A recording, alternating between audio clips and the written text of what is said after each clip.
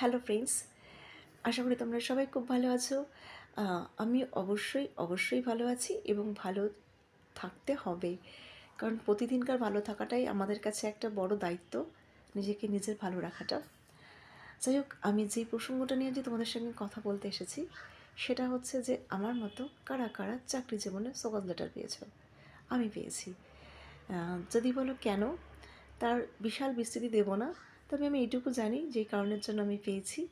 আমি অকপটে সত্যি বলেছি এবং এই সত্যিটা অকপটে বলার জন্য আমি যেটা সত্যি সেটা বলেছি, পিঠ বাঁচিয়ে মিথ্যা কথা বলতে পারিনি, বা সবার মতো মুখ বুজে চুপচাপ শুনে চলে এসে তারপরে সেই কথাটার গুরুত্ব দেব না, সেই কথাটাকে মান্য করব না, সেটা করিনি। যতটুকু আমি করতে পারবো, যেটা আমার দ্বারা সত্যি সম্ভব হতে পারে, সেই অকপট সত্যিটা আমি সামনে দাঁড়িয়ে বলেছি। হয়তো এই সত্যটা সামনে দাঁড়িয়ে বলাটা আমার অপরাধ ছিল,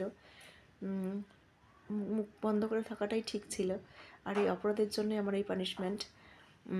যাই হোক, আমি চাকরি জীবনে অনেক কিছু অভিজ্ঞতা নিয়েছি, তার মধ্যে কতগুলো অভিজ্ঞতা তোমাদেরকে শেয়ার করি।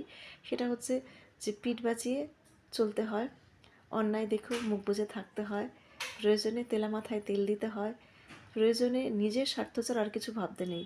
কিন্তু হয়তো কোনোটাই আমি করতে পারবো না, পিঠ বাঁচিয়ে চলতে শিখিনি।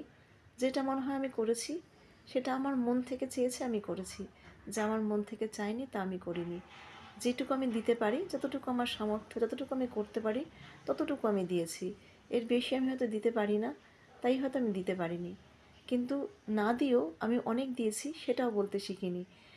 আর যেটা আমি করতে পারি সেই করাটুকুর মধ্যেই সীমাবদ্ধ থাকার চেষ্টা করি। যা আমি করতে পারি না, তার জন্য যেটা আমি জানি আমি করতে পারবো না, আমি অন্যায়কে প্রশ্রয় দিতে পারবো না, পিঠ পিছে মিথ্যা কথা বলতে পারবো না, মুখ ঘুরিয়ে নিন্দে করতে পারবো না, বা সত্যি দেখো মুখ বন্ধ করে রাখতে পারবো না, মানে সত্যি বলতে গিয়েও মুখ বন্ধ করে রাখতে পারবো না। যা আমি পারবো না তা আমি পারবো না, যতটুকু আমি পারবো আমি দেবো। তার মধ্যে যদি ভুল ত্রুটি হয় অবশ্যই তা মাথা পেতে নেবো। তাই আমার যে অপরাধ হোক বা যা কিছুই হোক, আমি জানি এর থেকে অনেকে চাকরি জগতে অনেক বেশি অপরাধ করে, তবুও তারা শোকজ খায় না। যাই হোক, আমি যেটা করেছি মনে করছি সত্যি আমি অপরাধ করেছি, তাই শোকজ খেয়েছি।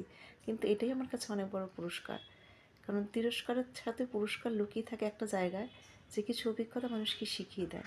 আমি হয়তো কিছু শিখেছি।